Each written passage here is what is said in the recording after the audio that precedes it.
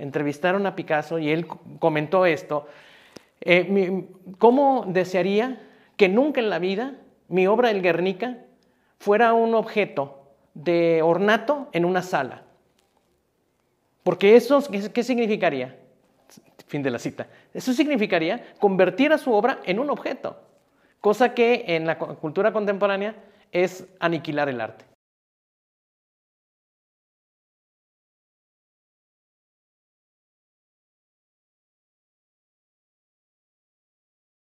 El cubismo es una vanguardia que hereda la acelerada ruptura que proviene sobre todo del dadaísmo, del fauvismo y del surrealismo.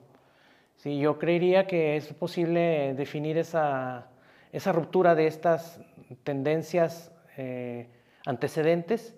Por ejemplo, el fauvismo rompe con la figuración perspectivista y crea espectros, digamos, de color, utilizando sobre todo los colores primarios. Entonces hay una ruptura con la perspectiva o el perspectivismo realista, ¿no? O la figuración perspectivista. Otra tendencia que rompe con un estamento previo es el dadaísmo. Y entre las cosas que rompe, que son muchas, creo que podríamos concentrar la principal aportación de la ruptura por parte del dadaísmo con la ruptura de lo que podemos llamar el significado. Entonces hay, por ejemplo, desde collage o instalaciones hasta poemas dadaístas que no significan nada, o sea, no tienen un significado detrás que haya que descifrar. Ese es un efecto de ruptura del significado. Y la más prominente, de la que hubo un tránsito impresionante hacia el cubismo, es el surrealismo. Y el surrealismo rompe con lo que podemos llamar el sentido de realidad. Y por lo tanto pone como relieve una realidad subalterna, una realidad escondida, que es justamente la que el psicoanálisis califica como inconsciente. Entonces, esas tres rupturas, algunas son poéticas, otras no tan en estricto sentido, anteceden al cubismo. Entonces, el cubismo empieza a trabajar la ruptura a tal grado de que para caracterizar el cubismo vale la pena, bueno, transitar por estas otras vanguardias de ruptura.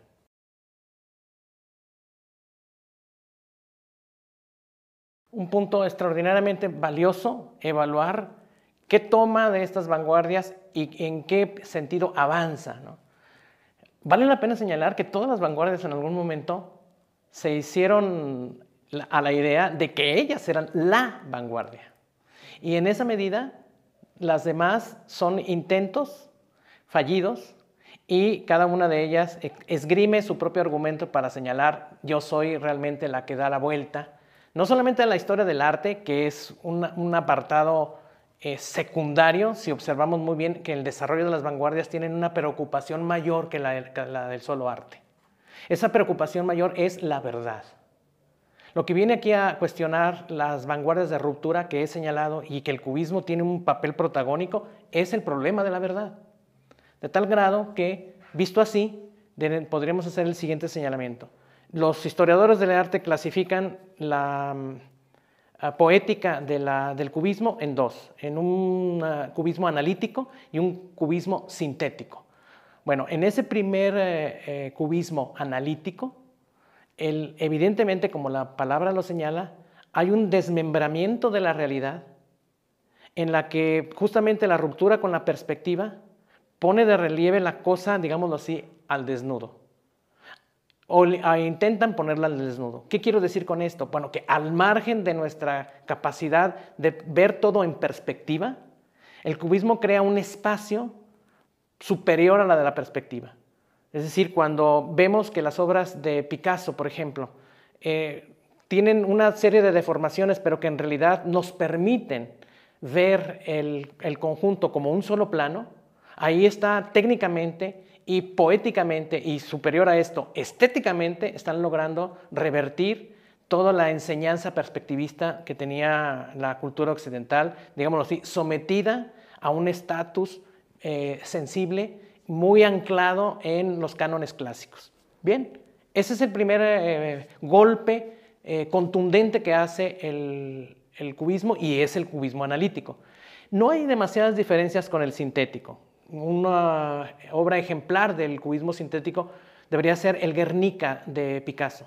Y en este hay también, digamos, análisis. La diferencia está en que el cubismo sintético no solamente aísla, sino privilegia lo sustancial de un elemento, de un fenómeno general, y al aislarlo lo resignifica perspectivamente y luego lo vuelve a tejer, hace síntesis, por eso se llama cubismo sintético, hace síntesis con los otros elementos y entonces al final recrea el fenómeno.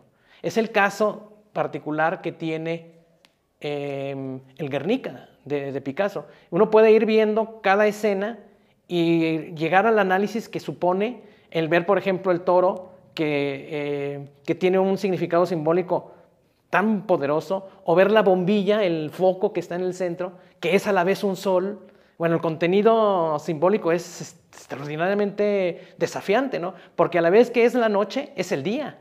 Es un foco que tiene atrás el sol. De tal manera que en estos juegos vemos cómo sintetiza Picasso, hace cubismo analítico, creando un fenómeno más allá del tiempo concreto del fenómeno. De tal forma que crea a través de un espacio absoluto, un tiempo absoluto, cifrado en esta iconografía. En esos dos puntos me parece que se cifra la gran contribución del cubismo, sobre todo del corte de Picasso.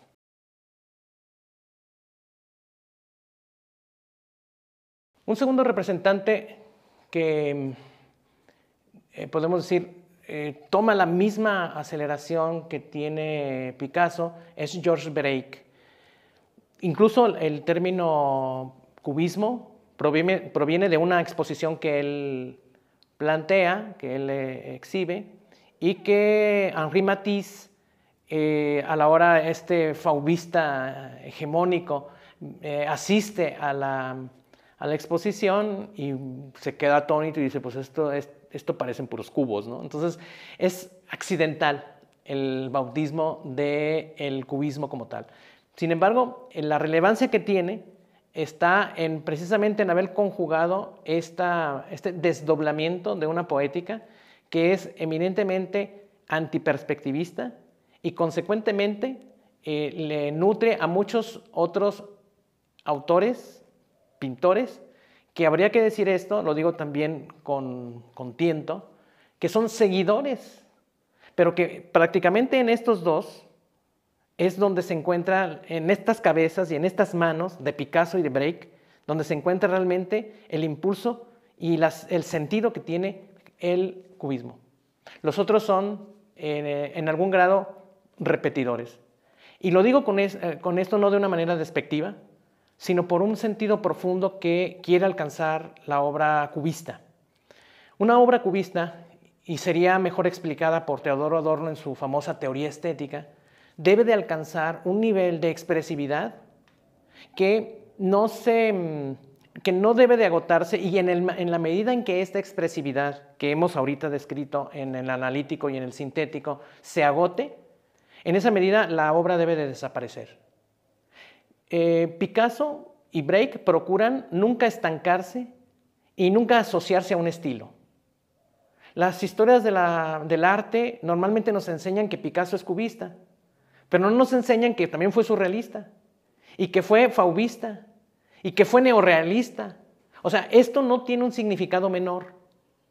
Realmente la idea del cubismo no es hacer un estilo, sino crear un movimiento revolucionario en la sensibilidad, que es lo único a partir de lo cual se puede realmente reblandecer los estamentos estáticos que había producido la cultura occidental y que llevaron a un suicidio y a un genocidio, que son las dos guerras mundiales. O sea, esta tendencia, como yo decía hace un momento, no se contiene solamente en la historia del arte, es parte de la historia contemporánea del siglo XX. Y en esa medida el cubismo quiere impactar a tal grado de que el propio Picasso no se estancó nunca en un estilo. cambió constantemente, como para que no lo pudieran identificar. Desgraciadamente, la historia no le dio la razón, porque nosotros vemos una historia del arte y vemos cubista, lo identificamos con él. Se pueden reconocer incluso en la trayectoria de Picasso 13 etapas pictóricas. ¿A qué obedece a eso? Obedece a no quedarse estático, a siempre buscar innovar y siempre impactar sensiblemente, a convertir su obra en una revolución, en un puente de significación o de contrasignificación, muy en contra de convertir a la obra de arte en un objeto. En alguna ocasión, por cierto, de entrevistas, entrevistaron a Picasso y él comentó esto: ¿cómo desearía que nunca en la vida mi obra El Guernica fuera un objeto de ornato en una sala? Porque eso, ¿qué significaría? Fin de la cita. Eso significaría convertir a su obra en un objeto, cosa que en la cultura contemporánea es aniquilar el arte.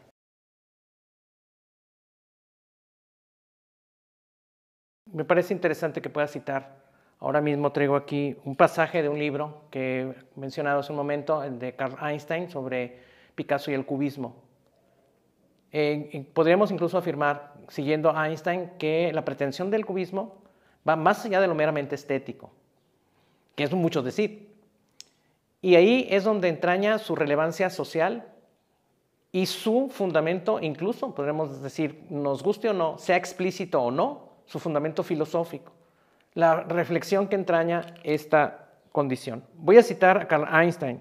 Dice Einstein, y el inicio de esta meditación, que son 3 líneas, es muy tentador. Dice: ¿cómo ver un cuadro de Picasso?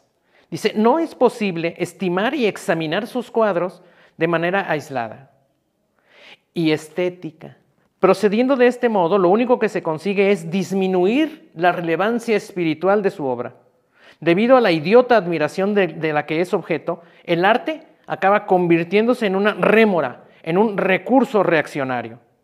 Es decir, en un objeto más de la cultura y por consecuencia en un objeto de consumo. Eso sería una antiestética para la intención de este cubismo. Esa sería la parte, digámoslo así, negativa, la negación de lo que no es la aproximación válida a una obra cubista. Vamos con una, digamos, más positiva, más afirmativa.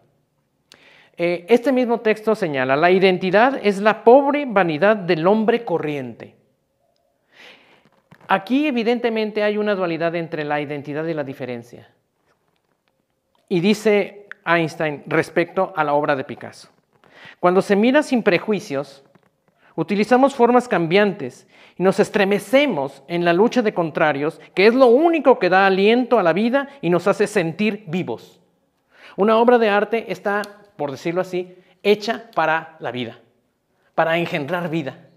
El espectador tiene que sentir que la circulación de su sangre se acelera, que su cerebro se activa, que su sensibilidad se reconecta con el entorno.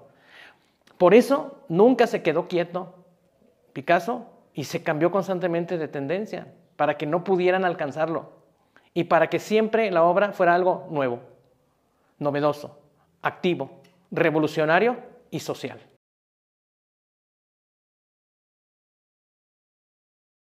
Vale la pena examinar el estatus o el objetivo, la mira que tienen las vanguardias artísticas y su gran derrota. La gran derrota de las vanguardias es haberse integrado a la historia del arte, haberse naturalizado y haber hecho de su gran contribución inicial un objeto. Es una gran derrota del arte. Haber perdido su tenor, su calor revolucionario. Nosotros con el cubismo tenemos un ejemplo extraordinario para acudir, para visualizar, espejar, ver en esta tendencia del arte un más allá del arte. Como decía al principio, esto no solamente agota una tendencia histórica, sino tiene que ver con la verdad. La cuestión que está aquí de por medio, es la verdad.